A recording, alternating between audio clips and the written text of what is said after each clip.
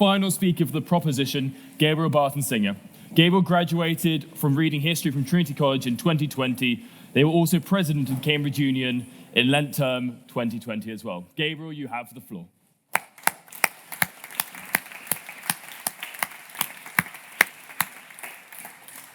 Thank you, Mr. President, ladies and gentlemen, friends.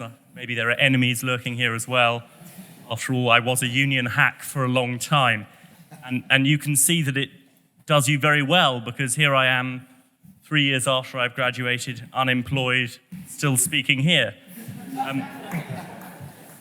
But tonight, I'm going to try and be less frivolous than I usually am from this dispatch box.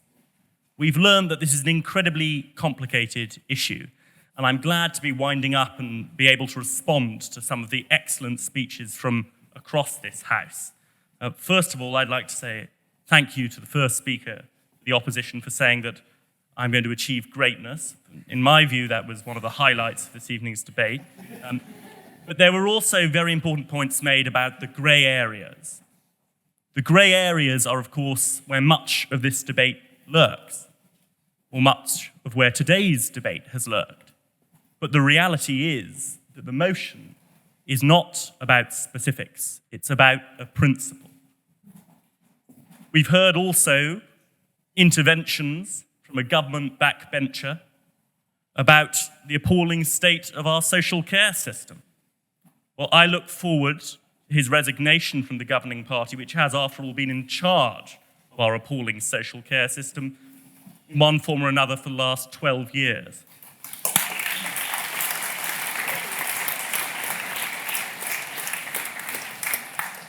I've also got a note here that says cocaine and morphine. I'm not actually sure what that's about, or maybe it's a to-do list.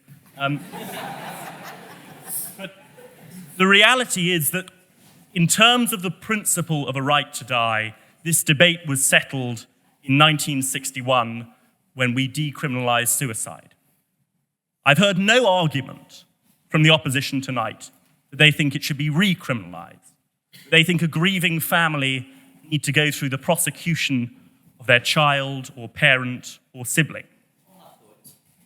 Absolutely, Christian. You can play a clever rhetorical trick all you like and redefine this motion to mean something that it obviously doesn't to most people in this room.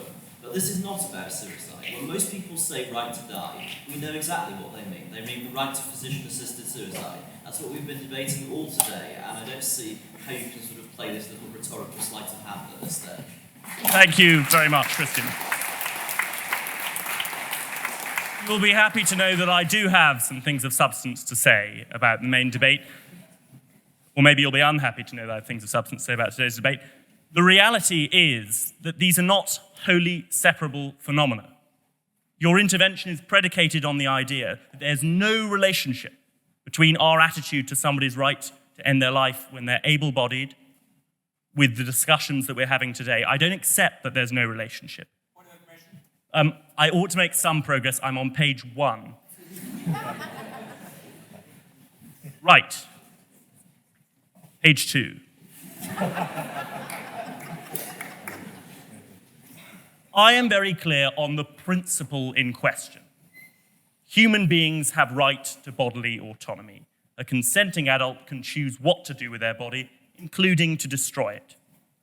It's a bodily autonomy we recognize in many fields, but understandably, we are a little squeamish about accepting the principle. I really must make progress. We have a collective assumption in the vast majority of fields that people can decide what to do with their bodies. The question we're debating tonight, in effect, arises because the bodies in question are not capable of ending their lives without help. And there are two potential responses to that, to say this is in a wholly different moral category, and it can't possibly be considered in the same way, or to say that we have to get the regulation right. These are weighty and difficult questions, but they are questions that should be predicated on the assumption that human beings have the choice to choose how they end their days. And the debate tonight has been about mechanisms and not principles. Now, much has been made by the opposition of specific regulatory systems, particularly in Canada. At no point tonight has the proposition endorsed the Canadian system.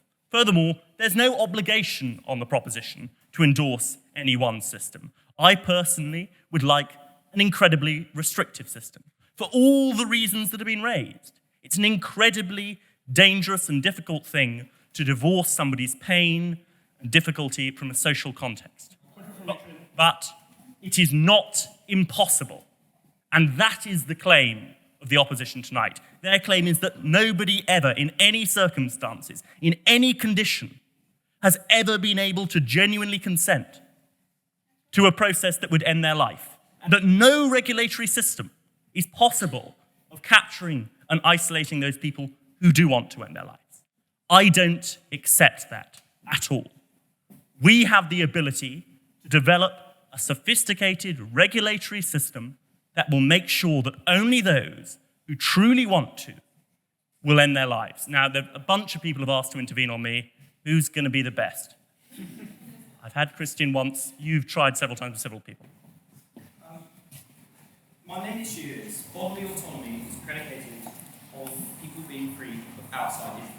The issue with the euthanasia as it actually exists and the system where it exists is you see it becomes vulnerable to institutional pressure, the pressure from families, and the pressure of stigma from mental health. Don't you think this attempt to claim that people have this bodily autonomy to get others to help with their own suicide is neglecting all of the extremely powerful societal factors which discriminate against the disabled? No.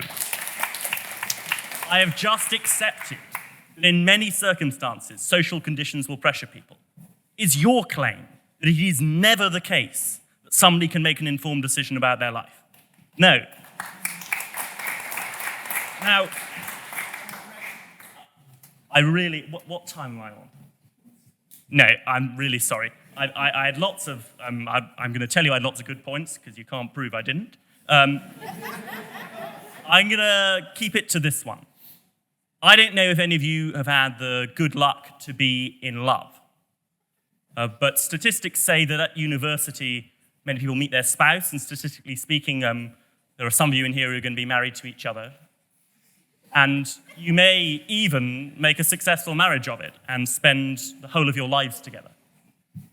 And tragically, it may happen that one of you develops a degenerative disease.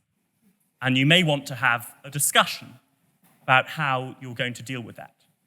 And maybe that discussion will involve the option of choosing to end your life, and maybe it won't. But I can tell you who is never going to be a useful third party to that discussion. The government's decision that it's illegal, the threat of posthumous prosecution. Because one, if you love each other, you're not going to give two figs, and it's not going to be a real deterrent. And two, it's incredibly insulting, distracting, and difficult. The real deterrent we have against assisted dying is the expense. We have a system in which the wealthy enjoy one system of rights and the poor enjoy a wholly separate system. I don't think that's just. And so, Mr. President, in concluding today, my suggestion is that the right to die exists.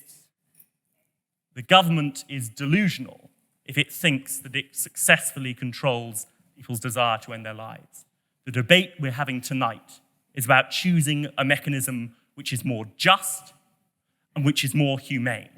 And I refuse to accept it is beyond our collective ingenuity as a species to find a regulatory system which will work. I beg you to support this motion.